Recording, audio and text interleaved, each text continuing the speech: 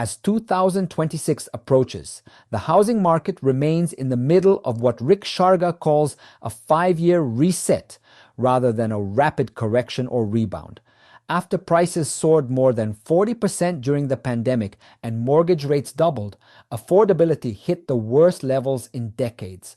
This forced existing home sales to fall from over 6 million in 2021 to about 4 million for the last 2 years, a level Sharga believes will persist through most of 2026.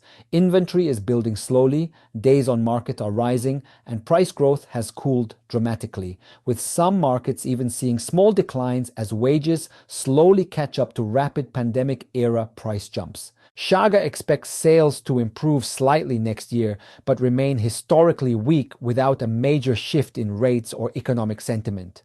Inventory gains should continue as sales stay soft and more older homeowners downsize, but affordability pressures will still hold back demand, especially for first-time buyers.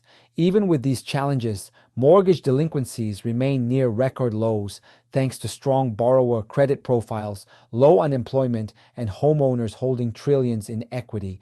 Still, warning signs are emerging. Total consumer debt is at an all-time high. Serious delinquencies on credit cards and auto loans exceed pre-COVID levels. Homeowners' insurance premiums and property taxes are climbing rapidly, and FHA loans now make up more than half of all seriously delinquent mortgages. Sharga expects foreclosures to rise modestly in 2026, especially within the FHA segment, but not at levels that threaten overall housing stability. The biggest factor shaping the 2026 outlook is the job market, which is experiencing an unusual slowdown. Hiring is cooling, but layoffs remain low. Strong employment usually fuels home buying by boosting wages and confidence. A weaker labor market would do the opposite. Demographics should provide long-term demand support, with millions of millennials hitting peak home buying age, but temporarily sidelined by affordability barriers. These buyers represent a wave of pent-up demand that could return once conditions ease. Investors will continue to play a major role, owning about 20% of single-family homes nationwide. But Sharga stresses that headlines overstate institutional investor dominance. 91% of investors are small, owning 10 homes or fewer, while large firms have been net sellers for 6 consecutive quarters and are shifting toward build-to-rent developments. This trend eases competition with first-time buyers and expands rental supply. Early indicators he watches for market shifts include pending sales, mortgage applications, treasury yields, and delistings, all showing that buyers remain extremely sensitive to rates and pricing. One of the industry's biggest overlooked risks for 2026 is the cost and availability of homeowners' insurance.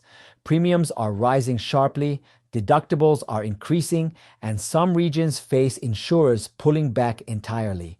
Sharga warns this could affect affordability, property values, and even cause more walkaways if catastrophic losses spike.